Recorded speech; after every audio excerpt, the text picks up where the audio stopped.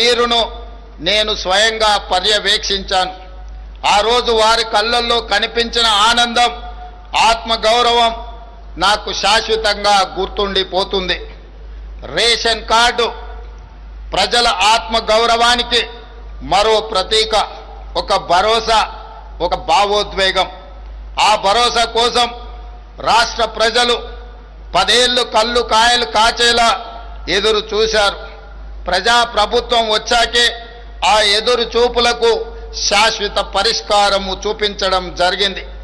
ఈ ఏడాది జూలై 14 నుంచి రాష్ట్ర వ్యాప్తంగా నూతన రేషన్ కార్డుల పంపిణీని ప్రారంభించాం.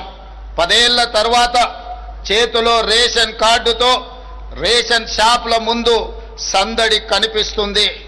పాడుబడి మూతబడిన రేషన్ షాపుల తలుపులు మళ్ళీ తెరుచుకున్నాయి.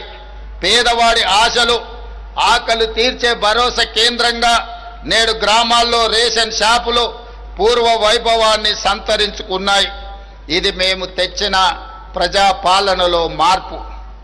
మిత్రులారా, తెలంగాణ రైతుకు 2022 మే 6న వరంగల్ వేదికగా మేము మాట ఇచ్చాం. అధికారంలోకి వచ్చి 2 లక్షల రూపాయల రైతు రుణమాఫీ చేసి రైతుల రుణము తీర్చుకొని శాశ్వతంగా వారిని రుణ విముక్తి చేస్తాము అని ఆనాడు తెలంగాణ రైతాంగానికి మేము మాట ఇవ్వడం జరిగింది. విశ్వసనీయతే మా సిద్ధాంతం మాకు ఊపిరి. గత ఏడాది ఆగస్టు 15న రైతు రుణమాఫీకి శ్రీకారం చుట్టాం.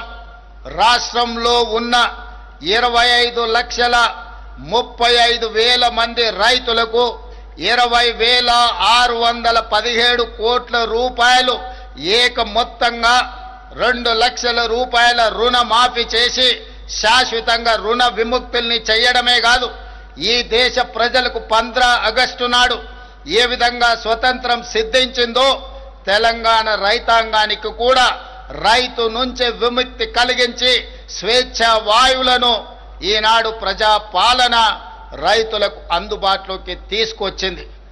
ఈ విధంగా ఆనాడు వరంగల్లో ఇచ్చిన మాటను తెలంగాణ ప్రజాప్రభుత్వం వారి రుణం తీర్చుకొని ఈనాడు రైతులు తల ఎత్తుకొని గర్వంగా తెలంగాణ రాష్ట్రంలో తిరగగలుగుతున్నారు.